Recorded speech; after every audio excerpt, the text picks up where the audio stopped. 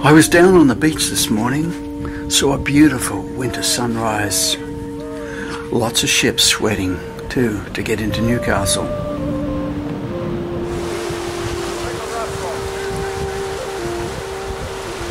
A bit later I saw our famous lizards leaping off their rock. The low winter sun burnished their bodies cold. It looked freezing, but they said it's great once you get in.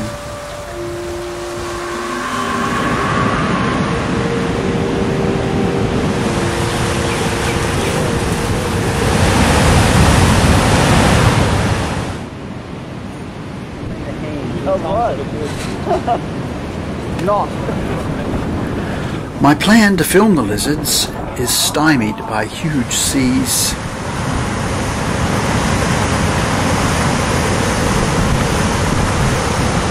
But what images to get, huh? The one that hits the marked rock and then goes that way. Tosca goes wild with excitement.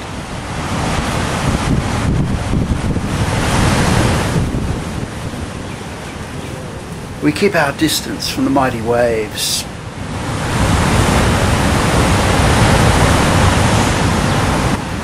But as the morning progresses, we all get closer and closer.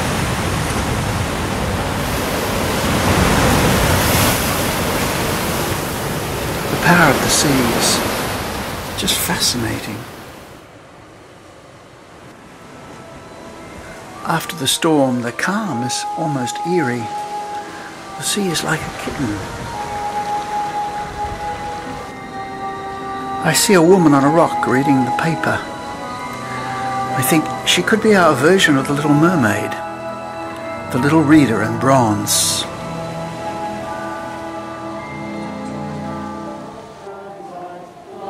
I'm in a strange mood. I find faces in the rocks.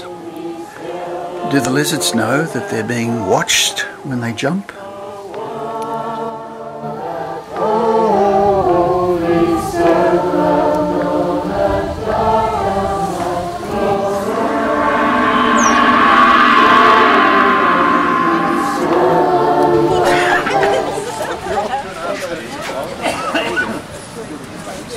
Good morning. Good morning. At last, a great, fresh winter morning to tell their story. It's a very large group this morning, isn't it? No, we've had up to 40. Really? Oh, yeah. Goodness. They're called lizards because before they began their swim regime, some woman passing by saw them lounging in chairs outside the cafe and said, "You're just a bunch of old lizards here in the sun." And that started them off. And now they've taken it to the other extreme. It's not just morning exercise, but a feat of sorts each morning that they swim.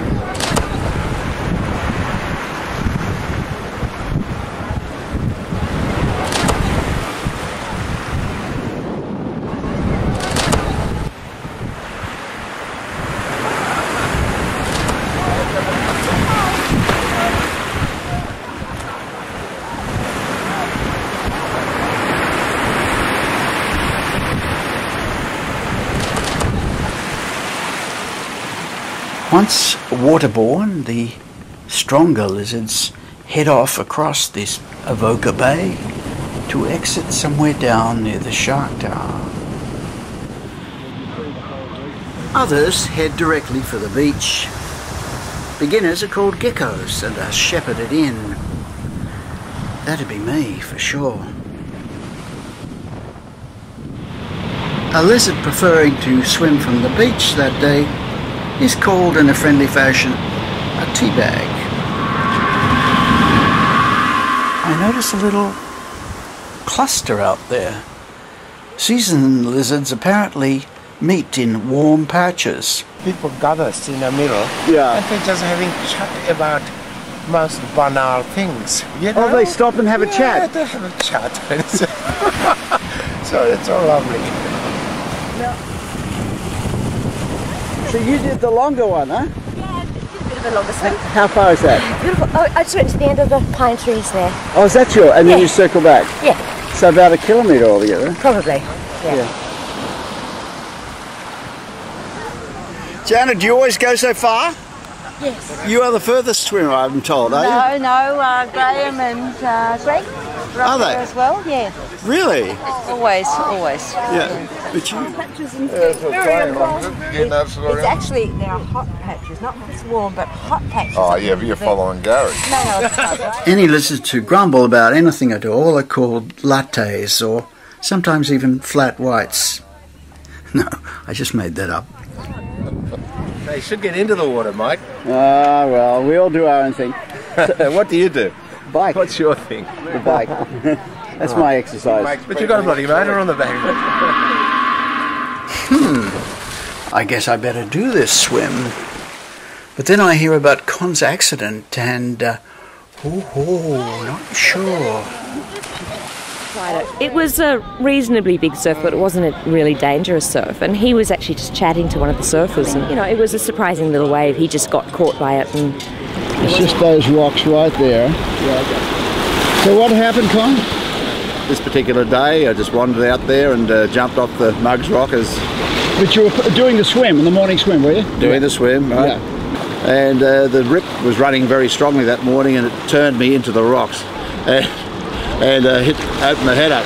But when I put my hand to my head, I had the flap of my head in my hand.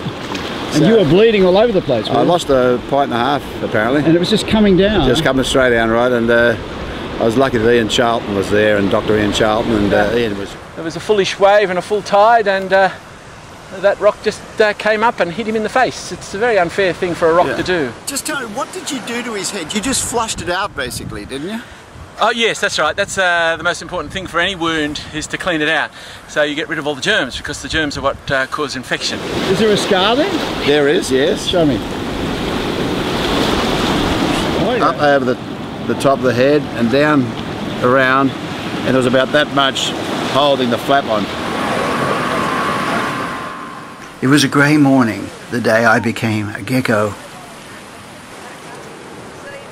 Once in the water, my minder said, now, don't follow those across the bay, just head straight for the beach. It was good advice, because the beach was much further away than it looks. Too far for a swimmer without training like me. I like to think that my doctor, Ian, dashed to my rescue, but he may have already been surfing. In any case, I rested, arms across his board for a while, and then made it in, okay.